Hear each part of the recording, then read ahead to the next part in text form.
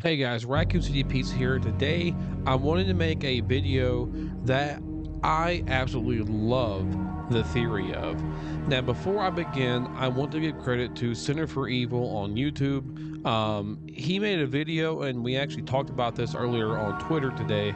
And I have to give credit to him because he made a video that I found very, very interesting, and I will link it in the comment section below. I'm going to pin it there.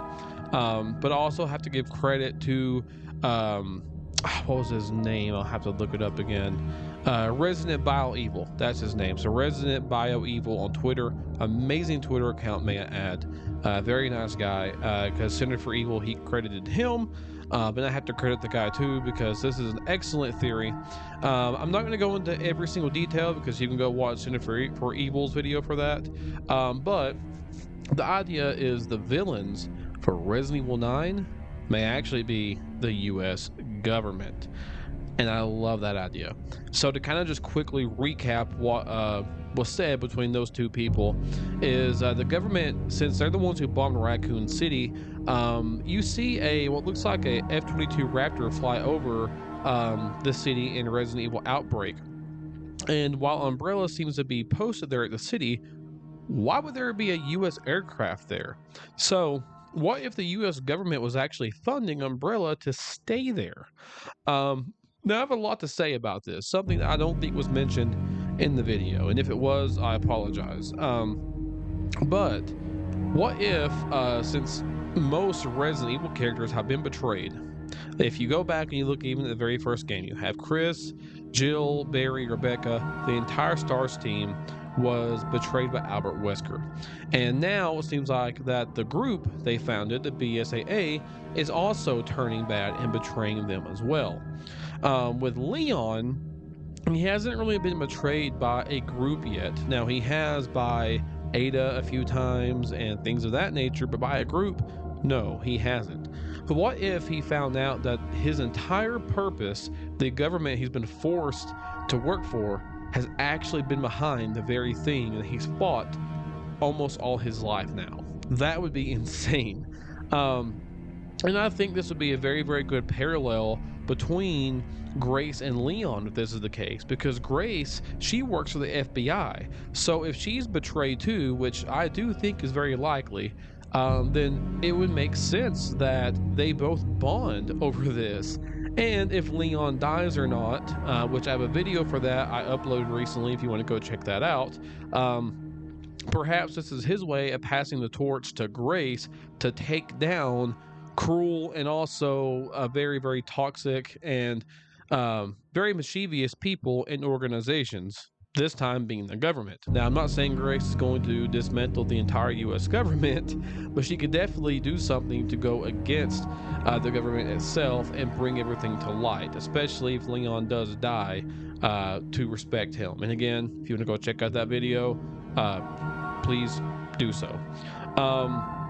Another thing that I have a theory of is what if the government is not only behind Raccoon City, but what if they are behind almost all the outbreaks in the series? Now, I'm not saying every single one, but bear with me for a second.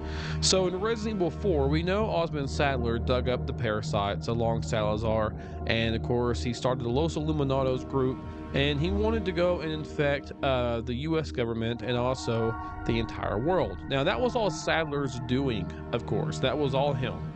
But, and again, this is just an example. I'm not saying this is the case. But what if the government kind of slipped him a little bone, right? Like, what if the government kind of infiltrated and kind of showed Sadler where some things were? Now, if we're going by the RE4 remake lore, which is canon, that's definitely not the case. But again, this is simply just an example. I'm not saying this is the case because it's not. It's simply, it can't be. But my whole point here is what if the US government orchestrated some things, or at least kind of baited some of these villains to do some things? That way, they would appear to be the actual bad guys and the government the good guys, if you're catching my drift here. And another thing too, I wonder, what if the government are actually the ones who sponsored Umbrella? Now, my lore could be wrong here, so if somebody knows better, back me up. But Oswald Spencer he created the Umbrella Corporation, of course, made a pharmaceutical company just so that way he could cover up the actual funding of bioweapon research. However, where did he get the money from exactly to start Umbrella to begin with? I know he had Marcus and some other people who, founded the corporation with him, but what if he went to the U.S. government, pitched his idea, and then they funded Umbrella? Like, that would be insane. Because why else would Umbrella be funding? I'm sorry, why else would the government be funding Umbrella? Sorry about that. Um, in Resident Evil Outbreak, which seems to be the case. Again, go check out Center for Evil's video. He kind of breaks that down because it does seem like the government is involved there. So that would be a huge plot twist. That would be insane. And keep in mind, things like this has happened in real life. In real life, after World War II, the US government hired Nazis to do research, and that is a fact. It's not a conspiracy, that's a real thing. You can look it up. So the fact that Capcom could pull from real life, and they have before, would be very, very fitting, may I add. And who knows, maybe the BSAA is tied into this, because at the end of Resident Evil 8 Village, we see that the BSAA is corrupt, as I mentioned earlier. So what if, since the BSAA seemingly works with the government, they are now corrupt too? And this could possibly also be some kind of tie to Blue Umbrella. Of course, we don't know a whole lot about them, but maybe there's something there. I don't quite know. But we could see. I love this theory. I love this theory, and I think it could work out absolutely beautifully.